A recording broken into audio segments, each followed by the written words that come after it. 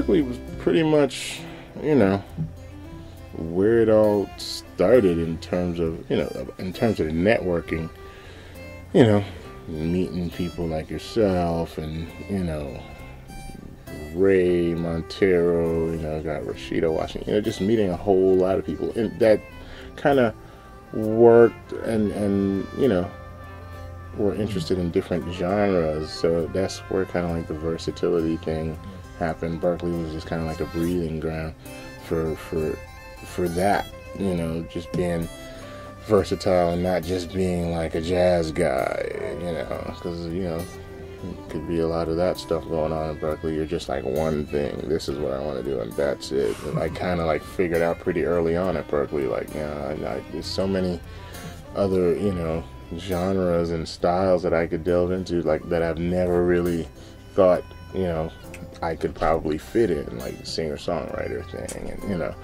So, you know, fast forward to getting into Soul Live, doing the funk thing, the James Brown thing, and working with a bunch of different artists, you know, as far as, you know, recording on their albums and stuff like that. You know, it's just been, it's been great, man. It's been cool. And then to have everything culminate in a band where I get to use all of it, you know, jazz, funk, hip hop, you know, rock, you know, with DMB, it's just kind of like, wow, okay, this is what I've been, you know, working towards. So it's pretty cool that it worked out this way for me.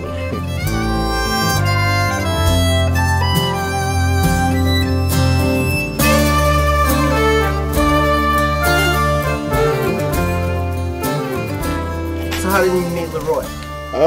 I met LeRoi, where was it that we were opening? I was with this band, Yerba Buena. We were opening for Dave Matthews Band, and I was just kind of warming up in our little dressing room area, and he walked by and just kind of peeked his head in. He was like, "Oh man, you sound great," you know.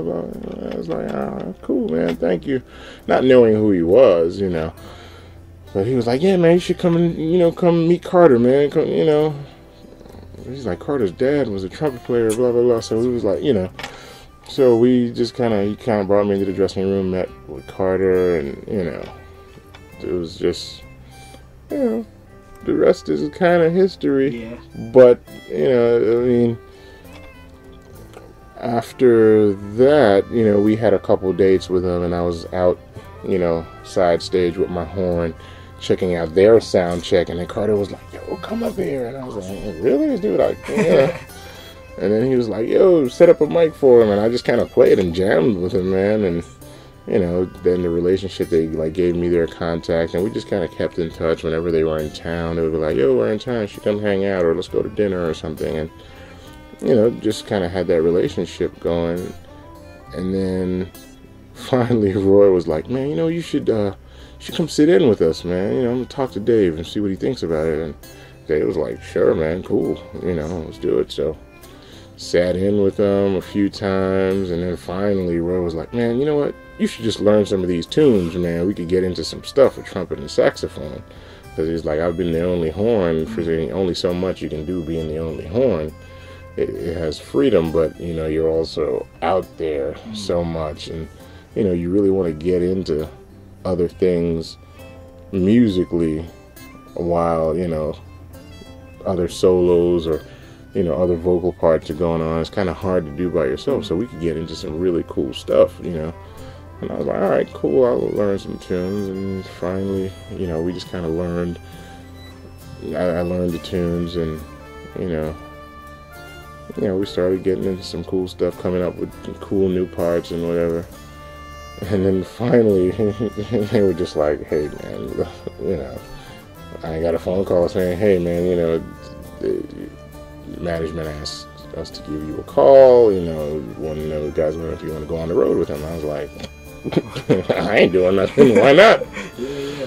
You know, so that was, you know, and just my relationship with Roy has just been, you know, I've learned so much just from standing next to him for 3 years, man.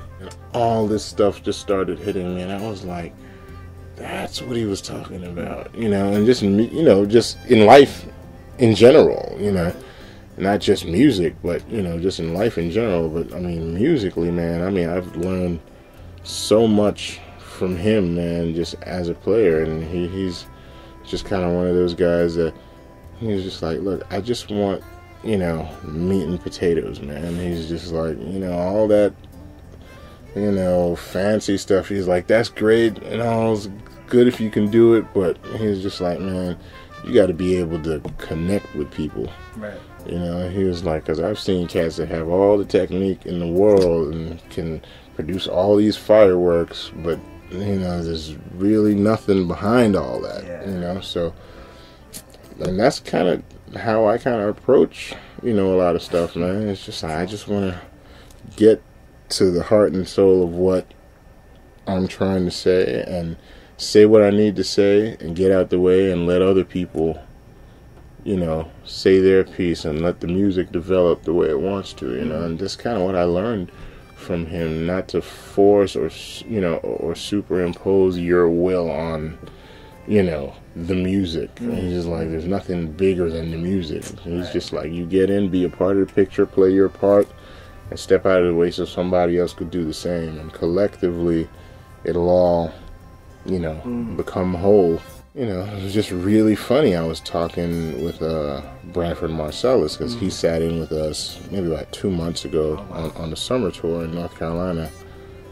And he said, like, the same thing without me even saying anything. He was just kind of like, man, he was like, you know, I just really loved how Roy just kind of, you know, he just kind of said his piece, and it wasn't anything extra. He wasn't trying to force the issue. He just kind of said what he needed to say, and he did it in very few notes, and it just made, he was like, he made the sound of this band, man, you know. And he was just like, in very few notes, you know, he was like, when you hear something on the radio and you hear a saxophone and, like, you know like, you know who that is, you know what I mean? Because it's just like 1 or 2 notes in the right place, in the perfect spot, that just made everything just open up, man. And he's like, he had a knack for that, man.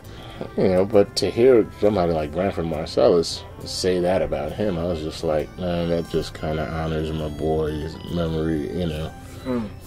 It's to hear Branford say that, it just kind of floored me, man.